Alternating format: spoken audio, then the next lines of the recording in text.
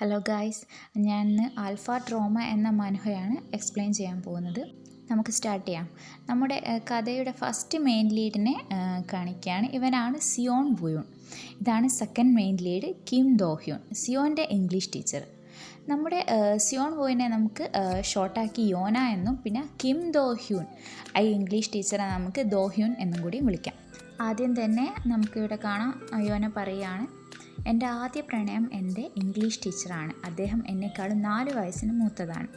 അദ്ദേഹം അത്രയും ടോളായിരുന്നു. അതുകൊണ്ട് തന്നെ എൻ്റെ തല ഉയർത്തി അദ്ദേഹത്തെ നോക്കണമായിരുന്നു. ദോഹ്യൻ ചോദിക്കുകയാണ്, നിൻ്റെ പേര് സൺവുയോൺ എന്നാണല്ലേ? അതൊരു പ്രിറ്റി നെയിമാണ്. നമുക്ക് തമ്മിൽ നല്ല രീതിയിൽ പോകാമെന്ന് വിശ്വസിക്കുന്നു യോന. യോന വിചാരിക്കുകയാണ്, എൻ്റെ പ്രായത്തിലുള്ള കുട്ടികളെ പോലെയല്ലായിരുന്നു ടീച്ചർ ഒരു നല്ല മനസ്സുള്ള ആളായിരുന്നു. ഞാൻ അവിടെ ഒന്നും മിണ്ടാതെ നിന്നപ്പോഴും അദ്ദേഹം ഒരു പുഞ്ചിരിയോടെ എന്നെ നോക്കി നിന്നു. ടീച്ചർ ചോദിച്ച ചോദ്യത്തിന് യോന എന്ന് പറയുകയാണ്. യോന ചിന്തിക്കുകയാണ്, അതുകൊണ്ട് തന്നെ ഞാൻ ഒരിക്കലും എൻ്റെ പേര് സൺ വുയൂൺ അല്ല സിയോൺ വുയൂൺ ആണെന്ന് തിരുത്തിയില്ല. ഇനി നമുക്ക് അടുത്ത സീനിലേക്ക് മാറാം. യോനയും ടീച്ചറും ഇരിക്കുകയാണ്. യോന ചോദിക്കുകയാണ്, ടീച്ചർ ആൽഫയാണോ? ദോഹ്യൂൻ പറയുകയാണ്, എന്താ എന്നെ കാണാൻ ആൽഫയെ പോലെയുണ്ടോ? യോന വിചാരിക്കുകയാണ്, അദ്ദേഹം ആൽഫ ആണെന്ന് പറഞ്ഞാൽ എനിക്ക് അത് താങ്ങാൻ കഴിയില്ല. കാരണം എനിക്ക് അറിയുന്ന ആൽഫ ഒക്കെ അടിച്ചമർത്തുക, പേടിപ്പെടുത്തുക, എന്നെ ഉപദ്രവിക്കുന്നവരൊക്കെയാണ്.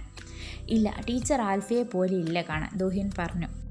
അത് കേട്ടപ്പോൾ ടീച്ചറുടെ ചിരി ഒരു വിടർന്ന പൂ പോലെയായിരുന്നു. എനിക്ക് എൻ്റെ കണ്ണ് എടുക്കാൻ പോലും തോന്നിയില്ല. അടുത്ത സീനിൽ നമുക്ക് യോനയുടെ ക്ലാസ് റൂം കാണാം. യോനയുടെ ക്ലാസ്സിലേക്ക് കൂട്ടി യോനയെ ഇടങ്ങാറാക്കുകയാണ്. നീ എന്താ എന്നെ ഇഗ്നോർ ചെയ്യുകയാണോ? നീ മര്യാദയ്ക്ക് ഉത്തരം പറഞ്ഞോ? അപ്പോൾ യോനക്കൊരു മെസ്സേജ് വരുന്നു. ആ മെസ്സേജ് ആരാ? നമ്മുടെ ടീച്ചറാണ്. ആ മെസ്സേജിലുള്ളത്, എനിക്കിന്ന് പഠിപ്പിക്കാൻ വരാൻ കഴിയില്ല, കാരണം ഇന്നിവിടെ ഫെസ്റ്റിവലാണ്. ഞാൻ അതുകൊണ്ട് അടുത്ത ദിവസത്തേക്ക് മാറ്റിക്കോട്ടെ എന്ന് ചോദിച്ചാണ് ടീച്ചർ മെസ്സേജ് അയച്ചത്. ആ സമയത്ത് ആ കുട്ടി യോനയുടെ ഫോൺ പിടിച്ച് വാങ്ങി, എന്നിട്ട് ആ മെസ്സേജ് വായിച്ചു. ഇതെന്താ യോന, എനിക്കിന്ന് പഠിപ്പിക്കാൻ വരാൻ പറ്റില്ല. ഒരു യോന മൈ ആസ്, കൂടുതൽ പണ്ണീനെ പോലെ ഉണ്ട് കാണാൻ എന്ന് ആ കുട്ടി ഇങ്ങനെ പറയുന്നു. യോനക്ക് ദേഷ്യം പിടിച്ചു. അവൻ്റെ ഫോൺ തിരിച്ചു തരാൻ പറഞ്ഞു. യോന അവനെ ദേഷ്യത്തോടെ നോക്കുന്നു. നിനക്ക് ധൈര്യമാണ് എന്നെ ഇങ്ങനെ തുറച്ചു നോക്കാൻ? എന്താ നിനക്ക് തോന്നുന്നുണ്ടോ ഞാനിത് മോഷ്ടിക്കുമെന്ന്?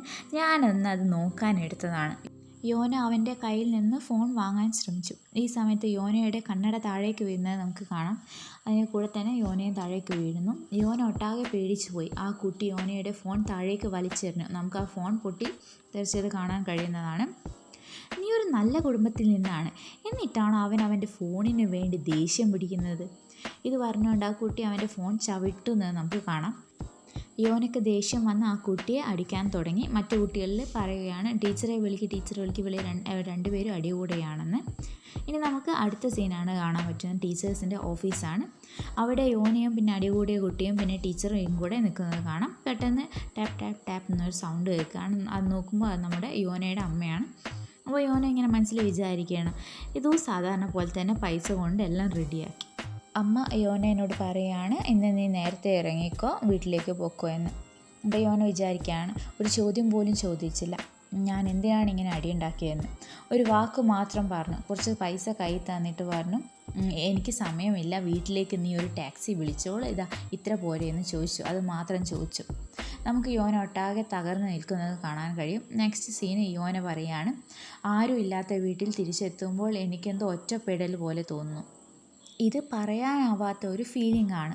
നമുക്ക് യോന ബെഡിൽ കിടക്കുന്നത് കാണാം. ഇന്ന് ടീച്ചർ ഇല്ലാത്തത് കൊണ്ട് തന്നെ ഞാൻ രാത്രി വരെ ഒറ്റക്കായിരിക്കും. ഇതിനേക്കാളും നല്ലത് ഞാൻ മരിക്കുന്നതാണ്. ഞാൻ ആഗ്രഹിക്കുകയാണ്, ഞാൻ ആരും അറിയാതെ ഇല്ലാതെയായി പോയിരുന്നെങ്കിൽ.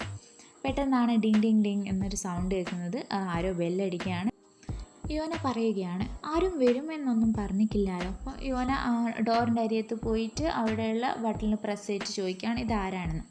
അപ്പോൾ ഒരു മറുപടി ആയിരുന്നു, യോന, ഞാനാണ് നിൻ്റെ ടീച്ചർ. യോന പെട്ടെന്ന് തന്നെ ഡോറ് തുറന്ന് ഓടി ടീച്ചറെ കാണുന്നു. ടീച്ചർ സ്റ്റെപ്പ് കയറി വരുന്നത് കാണാം. ടീച്ചർ പറയാണ്, ഭാഗ്യം, ഞാൻ വിചാരിച്ചു നീ വീട്ടിലില്ലാന്ന്, ഫെസ്റ്റിവൽ നേരത്തെ അവസാനിച്ചു. അപ്പോൾ ഞാൻ കരുതി എന്തായാലും ഇങ്ങോട്ടേക്ക് വരാമെന്ന്. ഞാൻ നിന്നെ വിളിച്ചിരുന്നു, ബട്ട് നീ ഫോൺ എടുത്തില്ല. യോനയുടെ കണ്ണ് നിറയുന്നത് നമുക്ക് കാണാം. എന്തു പറ്റി യോന, പറയൂ, എന്താ പ്രശ്നം? നിനക്ക് കുഴപ്പമില്ലാലോ? യോന ടീച്ചർ എന്ന് പറഞ്ഞുകൊണ്ട് കരയുകയാണ്. യോന മനസ്സിൽ പറയുകയാണ്, എനിക്ക് കുഴപ്പമൊന്നുമില്ലാലോ, എന്തു പറ്റി എന്നൊക്കെ ചോദിക്കാൻ നിങ്ങൾ മാത്രം മതിയായിരുന്നു.